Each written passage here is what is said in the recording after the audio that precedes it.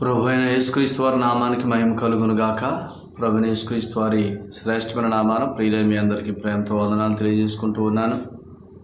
ప్రియులరా, దేవుని మహా గొప్ప కృపను బట్టి మరొక మంచి సమయాన్ని మనకు ప్రభు ఇచ్చినందుకే ప్రభుకు స్తోత్రాలు. దేవుని వాక్యాన్ని మనం చదువుకుందాం. హెబ్రీ పత్రిక 10వ అధ్యాయము 38వ వచనాన్ని మనం చదువుకుందాం. చూడండి, హెబ్రీ పత్రిక 10వ అధ్యాయం 38వ వచనం. నా ఎదుట నీతిమంతుడైన వాడు విశ్వాస మూలముగా జీవించును గాని అతడు వెనుక తీసిన ఎడల అతని యందు నా ఆత్మకు సంతోషముండదు. అయితే మనము నశించుటకు వెనుక తీయవారము కాము గాని ఆత్మను రక్షించుకున్నటకు విశ్వాసం కలిగిన వారమై ఉన్నాము. ప్రార్థన చేద్దాం. పరిశుద్ధుడైన తండ్రి, ప్రేమ కలిగిన దేవుని మీకు వందనాలు. ప్రేమించి మీరు ఇచ్చిన మంచి సమయానికి కృతజ్ఞతలు. యేసుక్రీస్తు ప్రభువారిలో విశ్వాస మూలంగా మీరు ఇచ్చిన అమూల్యమైన రక్షణ, అందుకే మీకు స్తోత్రాలు చెల్లిస్తున్నాం. మమ్మల్ని రక్షించడం మాత్రమే కాదు, రక్షణ సంబంధమైన జీవితాన్ని జీవించడానికి మీ ఆత్మను మాలో నివసింపజేశారు. అందుకు స్తోత్రాలు. ఆత్మ ద్వారా మమ్మల్ని నడిపిస్తూ ఉన్నారు. అందుకు మీకు స్తోత్రాలు. మాతో మాట్లాడమని మీ కుమారుడైన యేసుక్రీస్తు వారిని, మా జీవమైన క్రీస్తును, మా సర్వమైన క్రీస్తును నేర్పించమని, మాకు కనపరచమని, మీరే మహిమ పొందమని యేసు ప్రభు వారి పేట ప్రార్థన చేస్తున్నాం తండ్రి. ఆమేన్. ప్రభునందు ప్రియులారా, దేవుని పరిశుద్ధ గ్రంథంలో నుంచి హెబ్రీ పత్రిక 10వ అధ్యాయం 38 వచనాలు 39 వచనాలు చదివాను.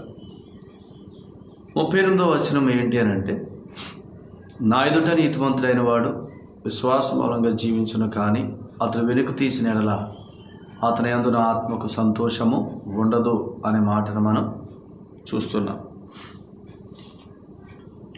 ఈ వచనాన్ని బట్టి ఆలోచిస్తే, ఆయన ఎదుట నీతిమంతులైన వారు అనే మాట మనం చూస్తున్నాం. ఎలాగ ఆయన ఎదుట నీతిమంతులం అంటే, యేసుక్రీస్తు ప్రభునందు విశ్వాస మూలంగా మనం దేవుని ఎదుట నీతిమంతులుగా తీర్చబడ్డాం. దేవుని ఎదుట నీతిమంతులు అంటే, మీరు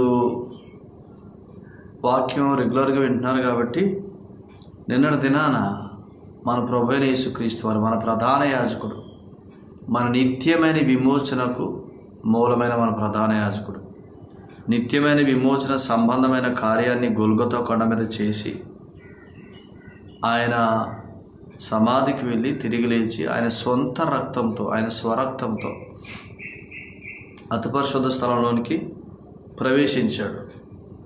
యేసుక్రీస్తు ప్రభువారు ఎవరెవరి కొరకైతే రక్తం చిందించాడో వారందరి కొరకు పరలోకంలో ప్రవేశించాడు.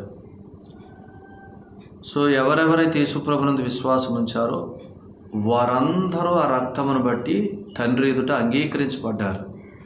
ఎలాగునానంటే, మన ప్రధాన యాజకుడు మన ప్రభువైన యేసుక్రీస్తు వారు రక్తంతో ప్రవేశించాడంటే, ఆ రక్తాన్ని ఆశ్రయించిన వారందరి కొరకు ప్రవేశించాడు. యేసు ప్రభు రక్తమునందుల విశ్వాసం మూలంగా ఉచితముగా నీతిమంతులుగా తీర్చబడిన వారందరి కొరకు ప్రవేశించాడు. రోమాపత్రిక 3వ అధ్యాయం 24, 25, 26 వచనాలు. సో కాబట్టి మన ప్రధాన యాజకుడు అక్కడికి ప్రవేశించాడంటే మనము దేవుని ఎదుట నీతిమంతులము, దేవుని కుమారులము. సో ఇప్పుడు యేసుక్రీస్తు ప్రభు రక్తం అక్కడికి వెళ్ళిందంటే దేవుని ఎదుట మనం నీతిమంతులుగా నిలవబడ్డామని. మన ప్రధాన యాజకుడు అక్కడికి వెళ్ళాడంటే మనల్ని అక్కడ నిలవబెట్టాడని. సో ఇప్పుడు యేసు ప్రభునందు విశ్వాసం ఉంచిన వారందరూ కూడా పాపక్షమాపణ పొందారు.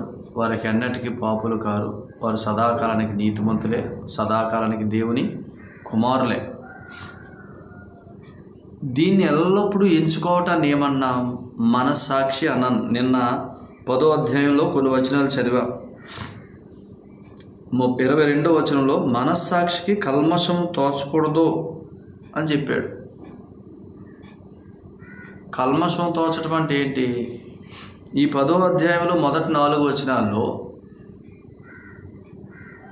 మేకల కోడెల బలులు ఉన్నంతకాలం ఆరాధికునికి మనస్సాక్షికి నేను పాపిని అని తోస్తుంది.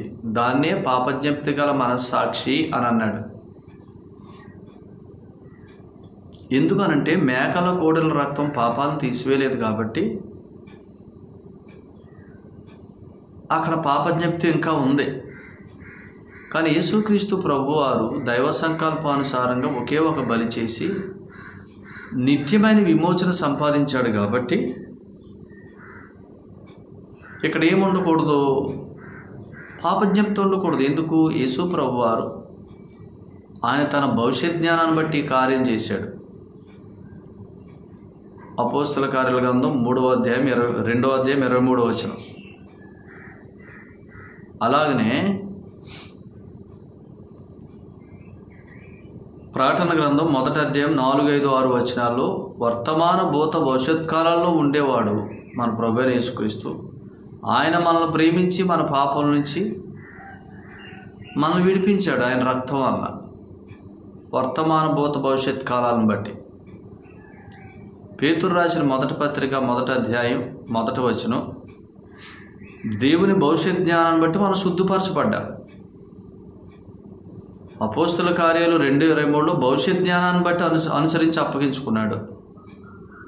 వర్తమాన భూత భవిష్యత్ కాలాల కొరకు ప్రాయశ్చిత్తం చేశాడు. ప్రకటన గ్రంథం 1వ అధ్యాయం 4, 5, 6 వచనాలు.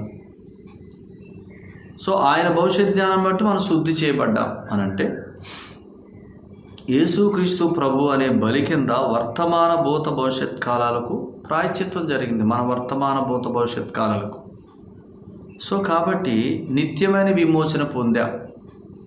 కాబట్టి ఎన్నటికీ పాపలం కాకున్నట్టు మన పాపములకు ప్రాయశ్చిత్తమైన చేశాడు ఆయన శరీరమందు. సో కాబట్టి ఇప్పుడు మనం ఎవరమంటే, అందుకని ఇక్కడ ఏమన్నాడు హెబ్రీ పత్రిక 10:17లో, ఇంకొక పాప పరిహారార్థ బలి లేదు. ఆయన ఇక్కడ లేడు కాబట్టి ఇంకొక పాప పరిహారార్థ బలి లేదు, ఆయన వెళ్ళిపోయాడు.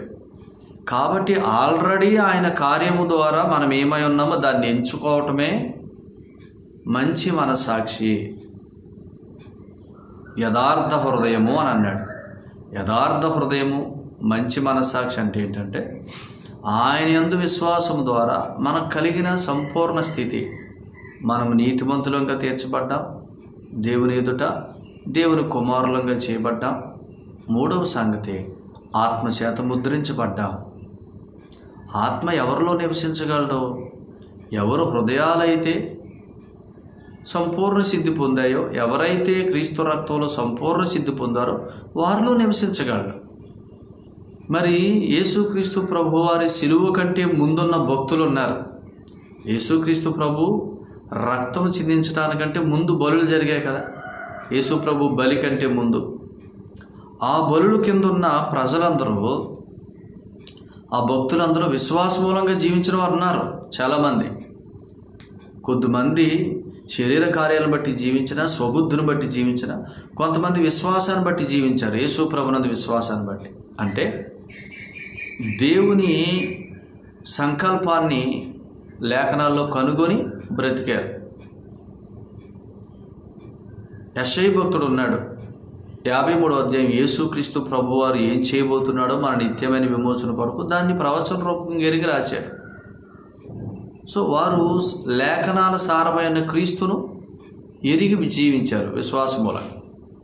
దావీదు ఉన్నాడు, యేసుక్రీస్తు ప్రభు కుళ్ళిపోడని, సమాధుల్లో ఉండిపోడని, ఆయన తిరిగి లేస్తాడని ఆయన చెప్పాడు. అంటే వీరు దైవ సంకల్పాన్ని ఎరిగి విశ్వాస మూలంగా జీవించారు. అయినా వారున్న దినాల్లో యేసు ప్రభు రక్తం చిందించబడలేదు కాబట్టి వారు సంపూర్ణ సిద్ధి పొందలే. వారు విశ్వాస మూలంగా జీవించినా కానీ సంపూర్ణ సిద్ధి పొందలే. కాబట్టి వారు ఏమయ్యారు? వారు విశ్వాసులై చనిపోయినా, ఎందుకు? హెబ్రీ 11వ అధ్యాయంలో విశ్వాసాన్ని బట్టి జీవించారని చెప్పాడు. వారు విశ్వాసాన్ని బట్టి జీవించి చనిపోయినా వారు అబ్రహాము రొమ్ము అనే ప్రాంతంలో ఉన్నారు. పాతాళంలో అబ్రహాము రొమ్ము అనే ఒక అప్పర్ మోస్ట్ ఏరియాలో వారు ఉన్నారు. అబ్రహాము రొమ్మున ఉన్నారు. ఎందుకు? విశ్వాస సంబంధాలు అబ్రహాము కుమారులు కాబట్టి అబ్రహాము రొమ్మున ఉన్నారు. ఇప్పుడు యేసుక్రీస్తు ప్రభువారు చనిపోయినప్పుడు హెబ్రీ పత్రిక 9వ అధ్యాయంలో 15వ వచనం మనం చదివితే 14-15 వచనాలు, నిత్యుడగు ఆత్మ ద్వారా తాను దేవునికి నిర్దోషినిగా అర్పించుకున్న క్రీస్తు యొక్క రక్తము నిర్జీవ క్రియలను విడిచి జీవం గల దేవుని సేవించుటకు మీ మనస్సాక్షిని ఎంతో ఎక్కువగా శుద్ధి చేయును. 15 ఈ హేతువు చేత మొదటి నిబంధన కాలంలో జరిగిన అపరాధము నుండి విమోచనం కలుగుటకై ఆయన మరణం పొందినందున పిలువబడిన వారు నిత్యమైన స్వాస్థ్యమును కూర్చిన వాగ్దానం పొందు నిమిత్తం ఆయన క్రొత్త నిబంధనకు మధ్యవర్తి అయి ఉన్నాడు. మీరు గమనిస్తే 14లో నిత్యుడు ఆత్మ ద్వారా తాను దేవునికి నిర్దోషినిగా అప్పగించుకున్న క్రీస్తు రక్తము అని చెప్పి 15లో ఈ హేతువు చేత మొదటి నిబంధన కాలంలో జరిగిన అపరాధాలు కూడా ప్రాయశ్చిత్తం చేశాడు ఆయన. అంటే మొదటి నిబంధన కాలంలో అపరాధాలకు ప్రాయశ్చిత్తం అంటే, మొదటి నిబంధన కాలంలో అంటే యేసుక్రీస్తు ప్రభువారి రక్తానికి ముందున్న బలుల రక్తం కింద ఉన్న భక్తులు ఉన్నారు కదా, వారు విశ్వాస మూలంగా జీవించారు. కానీ వారున్న దినాల్లో వారికి సంపూర్ణ సిద్ధి కలుగు చేసే రక్తం చిందించబడలేదు. కానీ ఇప్పుడు యేసు ప్రభు చనిపోయినప్పుడు వారి కొరకు కూడా ప్రాయశ్చిత్తం చేశాడు. సో ఇప్పుడు యేసు ప్రభు వారు చనిపోయినప్పుడు విశ్వాస మూలంగా జీవించి చనిపోయిన పాత నిబంధన భక్తుల కొరకు కూడా సంపూర్ణ సిద్ధి కొరకు కూడా ఆయన ప్రాయశ్చిత్తం చేశాడు. సో అందుకనే ఈ భక్తులందరూ విశ్వాస మూలంగా జీవించినా కానీ పాతాళంలో అబ్రహాము రొమ్మనే ఒక స్థలంలో ప్రిజర్వ్ చేయబడ్డారు. ఎప్పటి వరకు? యేసు ప్రభు వారి శిలువలో చనిపోయే వరకు. యేసు ప్రభు వారి శిలువలో చనిపోయినప్పుడు ఆయన రక్తం ద్వారా వారికి కూడా సంపూర్ణమైన విమోచన కలుగు చేశాడు. కాబట్టి అప్పుడు ఆయన పాతాళానికి దిగి వెళ్ళి ఈ అబ్రహాము రొమ్ము అనే స్థలానికి వెళ్ళి అక్కడి నుంచి ఈ చెరను చెరగా తీసుకొని వెళ్ళాడు. ఈ అబ్రహాము రొమ్ము అనే ప్రాంతాన్ని తీసుకుని పరలోకానికి వెళ్ళాడు. వారు సంపూర్ణ సిద్ధి పొందారు క్రీస్తు రక్తంలో. అప్పుడు వారిని తీసుకొని పరలోకానికి ఆరోహణమై వెళ్ళిపోయాడు. కాబట్టి ఇప్పుడు అబ్రహాము రొమ్ము అనే స్థలము ఇక లేదనమాట. ఆయనతో ఉన్నారు. అందుకనే ఎఫెసీ పత్రిక 2:7లో ఆయనందు విశ్వాసం ఉంచిన మనల్ని నీతిమంతులుగా తీర్చాడు మాత్రమే కాదు, దేవుని కుమారులమైతే క్రీస్తుతో పాటు వారసులం. గలతీ పత్రిక 3:26 కుమారులు, గలతీ పత్రిక 4:6-7 వారసులం. కాబట్టి ఆయన తనతో కూడా మనల్ని లేపి ఆయనతో కూడా పరలోకంలో కూర్చోబెట్టాడు.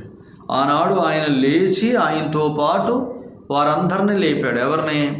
పాత నిబంధన భక్తుల్ని. అబ్రహాము రొమ్ము అనే ప్రాంతం అంతా తీసుకుని వెళ్ళాడు. వారి ఆత్మలన్నీ తీసుకుని వెళ్ళాడు. ఇప్పుడు విశ్వసిస్తున్న మనందరినీ ఆయన నీతిమంతులుగా తీర్చి ఆయనతో పాటు కూర్చోబెట్టుకుంటున్నాడు. ఇది క్రొత్త నిబంధన సత్యం, క్రీస్తు రక్తం వలన మనకున్న స్థితి. సో అందుకనే యేసుక్రీస్తుతో పాటు పరలోకంలో ఉన్నామంటే క్రీస్తుతోడి వారసులం. క్రీస్తుని ఎలాగ అంగీకరించాడో మనల్ని అలాగ అంగీకరించాడు దేవుడు. కారణం ఏంటి? క్రీస్తు యొక్క బలియాగం ద్వారా క్రీస్తు వలే మనల్ని ప్రజెంట్ చేస్తున్నాడని చెప్పుకున్నాం కదా. సో అందుకని ఏమన్నాడంటే, మనకి ఇంకొక పాప పరిహారార్థ బలి లేదు. కాబట్టి మనం ఎవరం కాదు, ఇంకా పాపులము కాదు. దేవుని ఎదుట నిలబడిన వారు ఇంకెలా పాపులు అవుతారు? మనం సంపూర్ణ సిద్ధి పొందిన వారు. ఎందుకంటే నిత్యమైన విమోచన సంబంధం ఒక రక్తం కింద ఉన్నాం. మనం ఆ రక్తం కింద ఉన్నాం. కాబట్టి మనం ఎవరం కాదంటే, మనం పాపులము కాదు, దాసులము కాదు, మనం కుమారులం, దేవుని ఎదుటి నీతిమంతులం. కాబట్టి దీన్ని ఎంచుకోవాలా? దీన్ని ఎంచుకోవటమే మంచి మనస్సాక్షి. దీని యథార్థత అన్నాడు. చూసారా?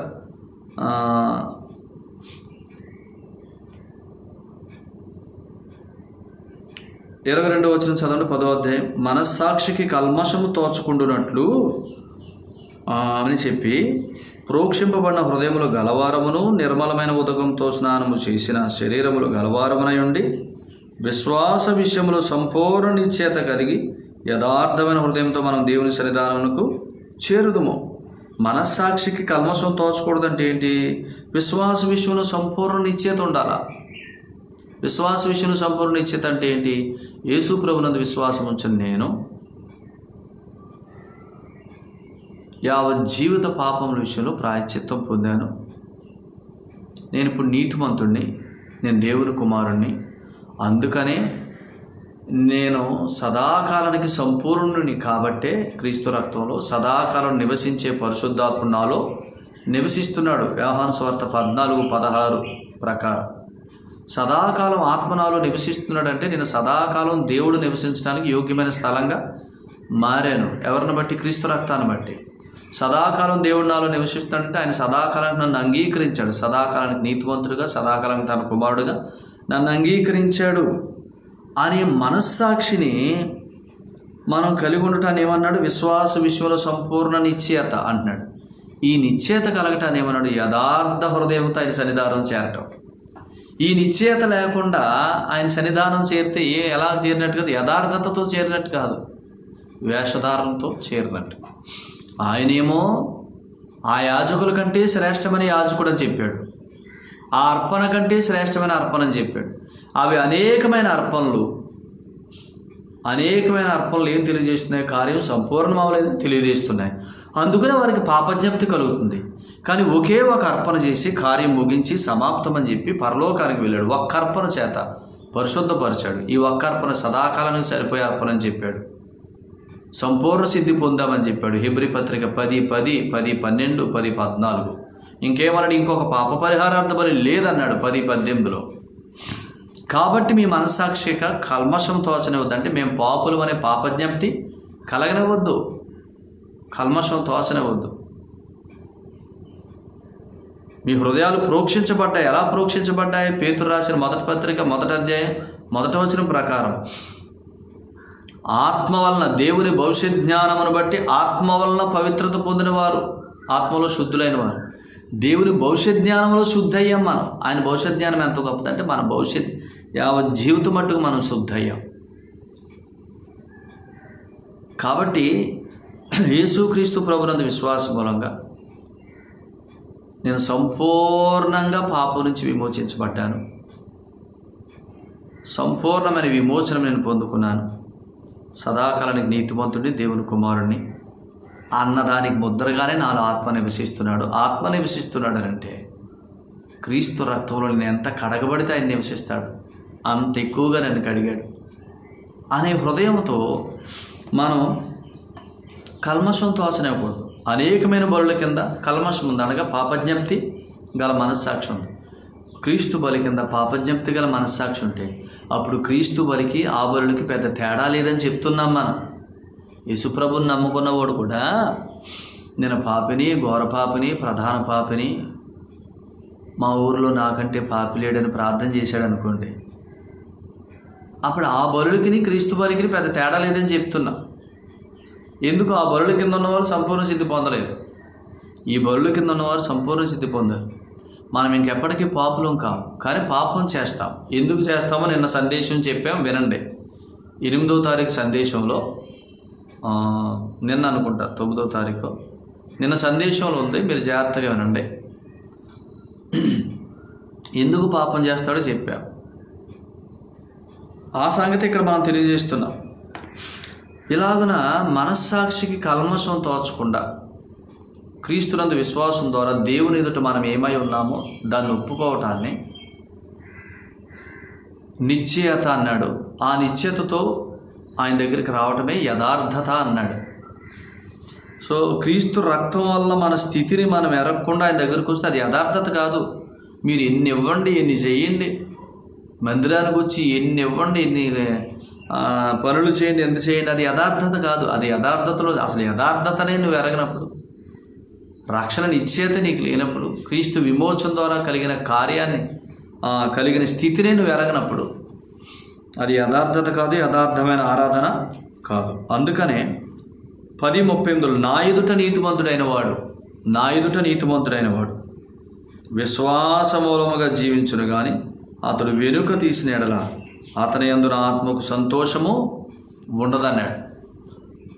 ఆయన ఎదుట నీతిమంతులు ఎలాగైనా యేసు ప్రభునందు విశ్వాసం ద్వారా ఎంతకాలానికి? సదాకాలం. ఆయన ఎదుట నీతిమంతులైన వారికి ఒక జీవితం ఉంది. ఆ జీవితం పేరు విశ్వాసమూలముగా జీవించుట అనే జీవితం. ఈ జీవితం ఉంది కాబట్టే ఆయన మనల్ని విడిపించాడు. నిత్యమైన విమోచన ఇచ్చి ఎందుకు ఆయన మనల్ని నీతిమంతులుగా చేసి దేవుని ఎదుట నిలబెట్టాడంటే దేవుని మూలంగా కలిగే జీవితం ఉంది. ఆ జీవితం పేరే విశ్వాస మూలంగా జీవించడనే జీవితం. దేవుని మూలంగా కలిగే జీవితం. దేవుడు ఎలా జీవిస్తాడో అలా జీవించడానికి మనకు ఒక అవకాశం ఉంది. ఆ జీవితం కొరకే మనల్ని పిలిచాడు, ఆయన మనల్ని రక్షించాడు. సో విశ్వాస మూలంగా జీవించడం అనేది విశ్వాస యొక్క లైఫ్ స్టైల్. విశ్వాస మూలంగా జీవించడం అంటే ఏంటి అని అంటే, నిర్గమాకాండం 19వ అధ్యాయం 4-5 వచనాల్లో నా మాట శ్రద్ధగా విని నా నిబంధన అనుసరించి నడుచుకోమన్నాడు. అది విశ్వాస మూలంగా జీవించడం అంటే ఆయన మాట శ్రద్ధగా విని ఆయన నిబంధనలో సాగటం. ఆయన నిబంధన ఏంటి? ఆయన మాటను బట్టి జీవించడం ఆయన నిబంధన. దీన్నే విశ్వాస మూలంగా జీవించడం లేదా విశ్వాస నిబంధన అని అంటున్నారు. ఆ విశ్వాస నిబంధన క్రొత్త నిబంధన. క్రొత్త నిబంధన అంటే ఏంటి? యేసుక్రీస్తు ప్రభునందు విశ్వాస మూలంగా దేవుని ఎదుటి నీతిమంతులం, దేవుని కుమారులం. సో కుమారులందరూ జీవించే జీవితమే ఆ క్రొత్త నిబంధన జీవితం. దేవుని ఎదుట నీతిమంతులైన వారు జీవించే జీవితమే విశ్వాస మూలంగా జీవించే జీవితం. ఈ జీవితం క్రొత్త నిబంధన సంబంధమైన జీవితం. క్రొత్త నిబంధన అంటే దేవుని ఎదుట నీతిమంతులుగా తీర్చబడిన వారు జీవించే జీవితం. అసలు దేవుని ఎదుట నిలవబెట్టబడకుండా దేవుని మూలంగా కలిగే జీవం ఎలా కలుగుతుంది? అసలు దేవుల్లో మనం ఏకమవ్వకుండా దేవుని మూలంగా కలిగే జీవం ఎలా జీవిస్తాం? అందుకనే దేవుడు ఏం చేశాడు? ఆయన మూలంగా కలిగే జీవితాన్ని మనం జీవించడానికి ముందు ఆయన జీవంలోకి మనల్ని ఏకం చేశాడు. ఎలాగరా? యేసు ప్రభునందు విశ్వాసం మూలంగా మనం ఆయన ఎదుట నీతిమంతులుగా నిలబెట్టబడ్డాం, ఆయన కుమారులం అయ్యాం. ఎందుకంటే మనం క్రీస్తులో ఉన్నాం, క్రీస్తు దేవుల్లో ఉన్నాడు. యోహాను సువార్త 17వ అధ్యాయం 22వ వచనం చదివితే, నీవును నేనును ఏకమైన లాగానే మీరు మనలో ఏకమై ఉన్నారన్నాడు. మనం క్రీస్తులోను దేవునిలోను ఆత్మలోను ఏకమై ఉన్నాం. దేవునిలో ఉన్న ప్రజలం, మనం దైవత్వంలో ఉన్న ప్రజలం. సో ఆయనలో ఏకం చేసుకున్నవాడు ఆయన ద్వారా కలిగే జీవం ఇస్తాడు. అసలు ఆయనలో ఏకం అవ్వాలిగా. యేసు ప్రభునందు విశ్వాస మూలంగా దేవుని జీవంలో ప్రవేశిస్తున్నాం. దేవుని జీవంలో ప్రవేశించిన వాడు దేవుని మూలంగా కలిగే జీవితాన్ని అనుభవిస్తాడు. దేవుని మూలంగా కలిగే జీవితాన్ని ఎలా అనుభవించాలి అని అంటే, దేవుని నోటి నుంచి వచ్చే ప్రతి మాట వలన జీవించాలి.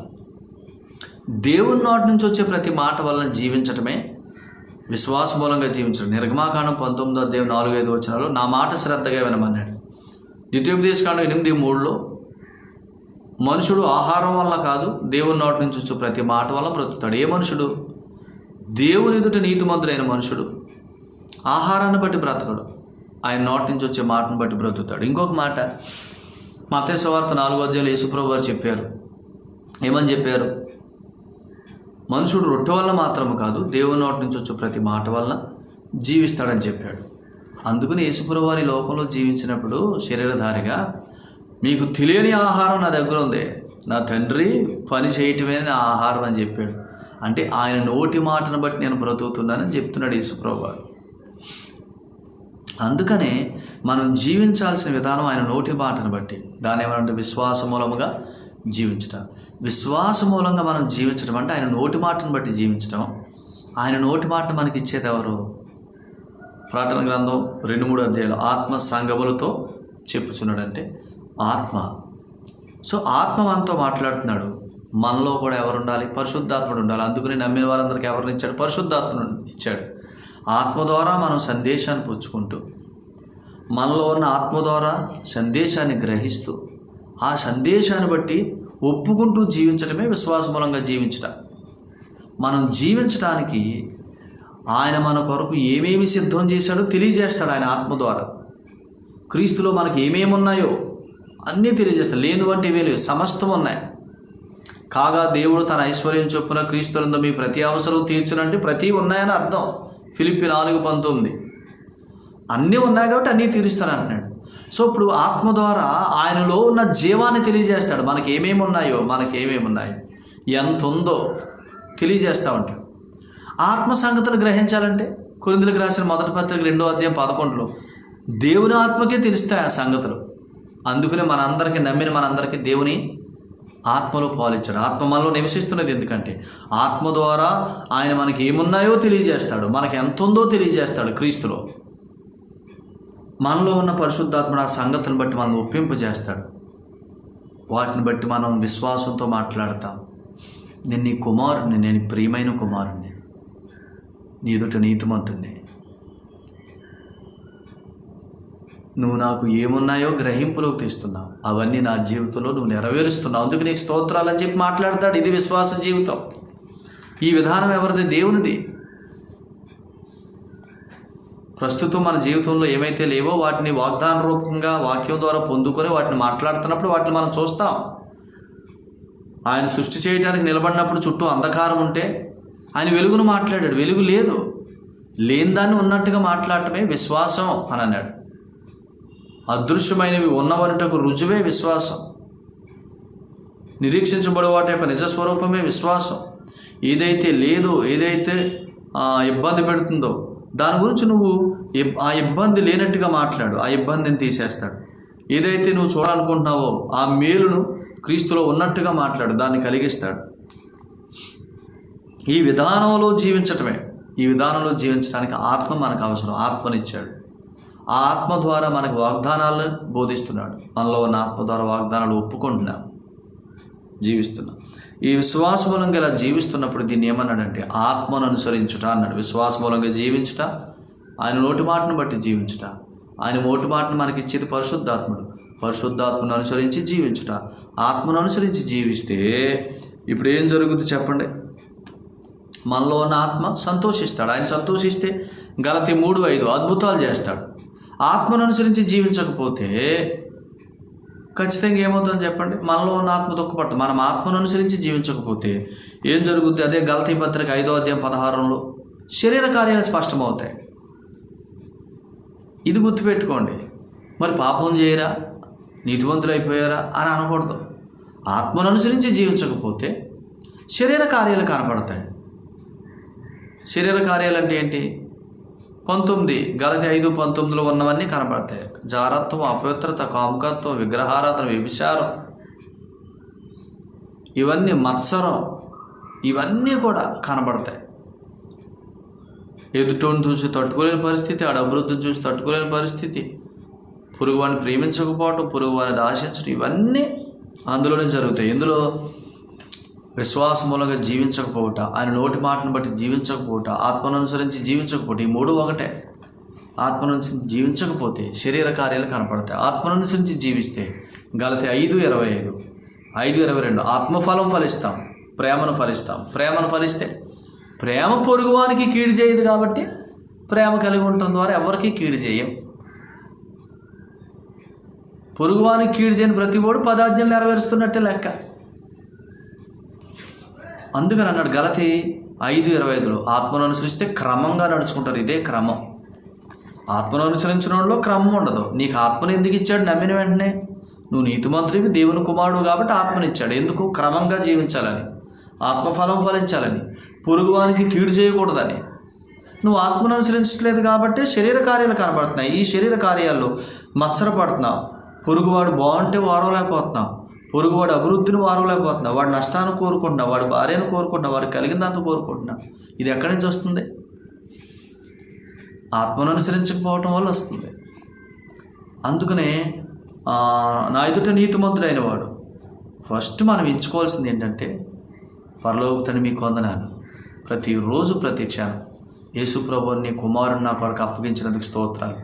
యేసుప్రభు నందు విశ్వాస మూలంగా నీ ఎదుట నీతిమంతుడిగా నిలవబెట్టావు, నీ కుమారుడిగా చేసుకున్నావు, క్రీస్తుతో పాటు పరలోకంలో కూర్చోబెట్టావు, ఆ జీవంలో పాలువాడుగా చేశావు. ఆ జీవాన్ని అనుభవించడానికి నీ ఆత్మచేత నడిపించు, వాగ్దానాలు ఇవ్వు. నాకు ఏమేమి ఉన్నాయో అవన్నీ నాకు తెలియజేయి. వాటిని బట్టి నేను విశ్వాసంతో మాట్లాడి సంపాదించు.